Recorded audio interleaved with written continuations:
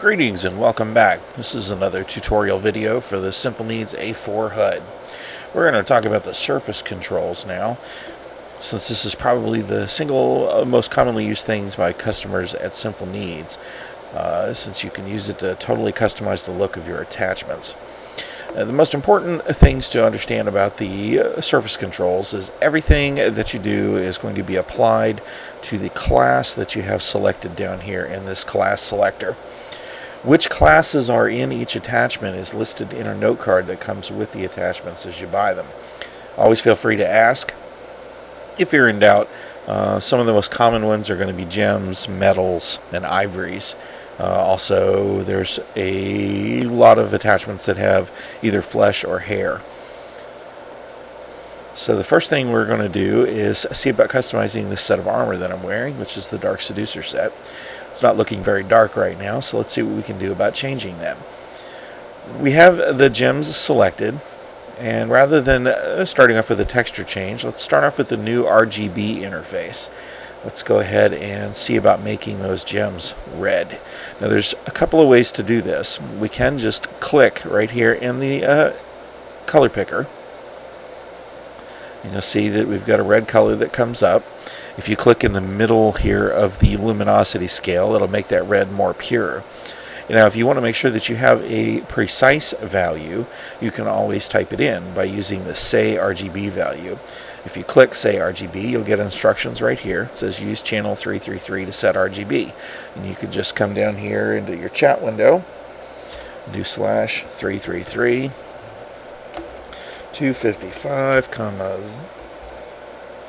0,0 is going to be pure red. You'll see that the HUD recognizes your command and assigns that color. Once you have your color chosen, you're going to want to apply it.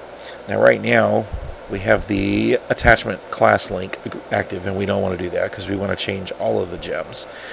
So let's go ahead and turn that off and then click apply. Now you'll immediately see that the gems start changing colors, and indicator lights up at the top start flashing orange. Now they rotate back to green pretty quickly because there aren't a lot of gem prims here, and you can see that they're all done. Something else that's pretty interesting to do to the gems is the glow. You can go ahead and click the glow button. And since we have gems still selected, that'll be where it applies. And just clicking the glow button will set it to the default of 10% glow. If you want things to get a little bit brighter than that, you can just click the glow plus. Now, how much it increases is going to be determined by what your current glow increment is set at. You can see that down at the bottom of the HUD here. If you wanted to change that for some reason, you just click and hold on any of the glow buttons. Hold for 3 seconds and let go, and you'll get the increment menu. If you wanted to go all out and go straight to 100% glow, and you could choose glow 1.00 and then click that plus button, and you can see all of the gems go straight to max glow. If you want something a little bit less than that, and you can pick one of the other increments. Let's say we want to choose 20%. We'll set the increment to 20%. We'll go ahead and come back and turn the glow off and set it back to 0. And then as those attachments get done, instead of clicking the glow button again, because remember the glow button always sets it to 10%, instead of clicking the glow button, we'll just click the plus, and that'll take us straight to what our increment is set at. And there we go, we're at 20% glow across the board. Now that we've got the gems looking a little more devilish, let's go ahead and take our class over to ivories. If you're familiar with the Seducer set, you know that some of the largest panels on that particular set of armor are classed as ivories. And I already have the Ivories 4 texture group loaded up here. And we're going to go ahead and apply one of these dark red textures to the ivories. Let's go ahead and go with this darkest one. You just click a texture, and it immediately starts applying it. Now you'll notice that the wings that I'm wearing actually haven't been updated to the 4.1 scripts yet, so you still get some undersay chatter from them. But it's only 4 lines of chatter. You'll notice that the rest of the attachments are all silent because they're using the indicator lights at the top. I know I, for one, am very pleased not to have my chat run me over full of yellow undersay check. Now we're going to go to metals 2, which make up all of these white panels that we see here, and we're going to browse to one of the metals texture groups. Let's go ahead and go to metals 2 here. That's one of the texture packs that's available at the store. We'll wait for that to load up, and then we're going to go ahead and apply our black brushed metal to the metals 2 panels. Now it's going to take a few seconds longer for the horns to finish because that has a lot of prims that are classed with metal 2 up there. Everything else, though, you can see it's all already done. While we're waiting on the horns to finish, we're going to take a look at how the transparency works on the wings. One of the things that people like to do to the wings, let's open them up so they're easier to see. And of course I just used the wing menu. You could just as easily have opened your wing panel and controlled them from here. But since we are going to change the membranes, we want to find the membranes in the class list here. And the inner membrane is wing membrane 1. I just went right by it. There we go. Wing membrane 1. And we want to make that more transparent. Now clicking transparent once is going to apply whichever increment you have set down here, and right now it's 0.1, which is 10%, and that probably ought to be a pretty good value. But if you wanted to change it, you just click and hold for 3 seconds here, and you get your increment. You can set it anywhere from 1% all the way up to 100% if you want to make something disappear.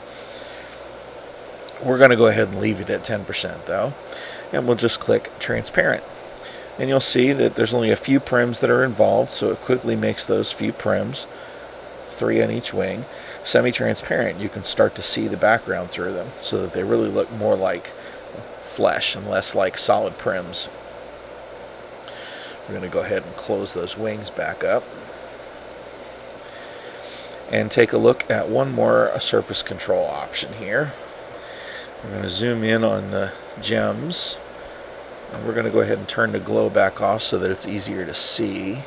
Let's flip back around here on the class selector to glow, or rather to gems. And we're going to turn the glow off.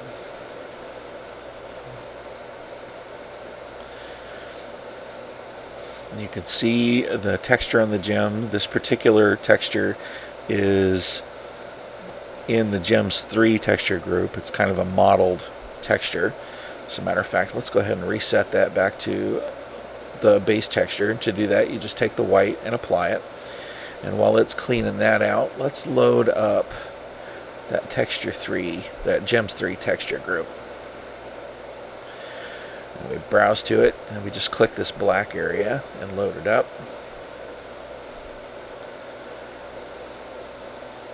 And now we're going to go ahead and find a red gem texture here. Here we go. Let's go ahead and go with this bright one.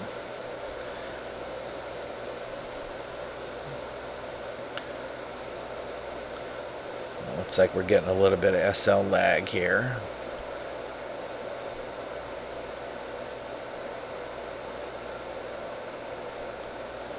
There we go. We apply that, and you can see the texture there. And if you want to animate it, we'll wait for everything to get done. The lights have all come back to green, and we just click animate. And you'll see that that texture starts to animate in there. Now you can actually apply that animation to any of the textures, any of the classes. That includes, let's say, the ivories on this set of armor. Click animate, and you'll see that those prims start to animate their texture as well, and it looks almost like the rock is sliding along underneath the metal. can lead to some pretty interesting effects. Now we also have normal and full brightness, and if you're not familiar with what those are in the regular edit window, you can see that if we go to midnight, the light has a very strong effect on how the surfaces look. If we go to full bright,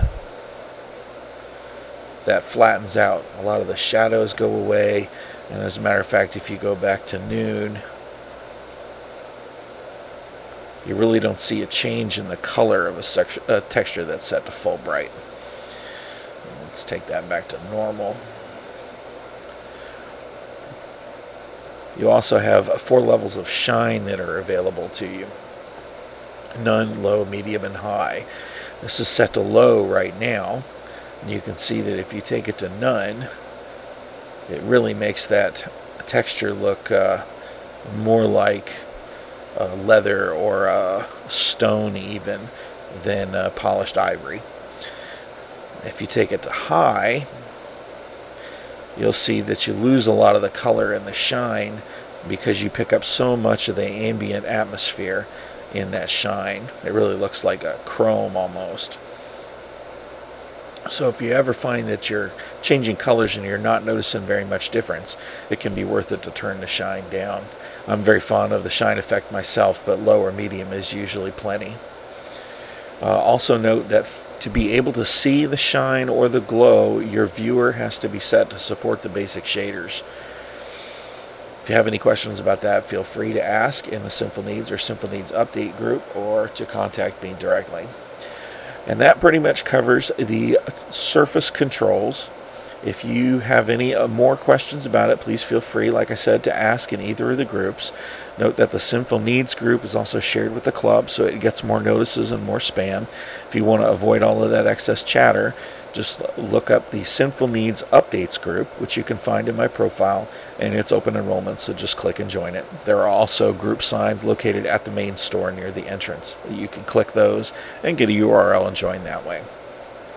Thank you for your time. Check back soon, and you should find an upcoming video for the PSR control so that you can learn more about that portion of the HUD.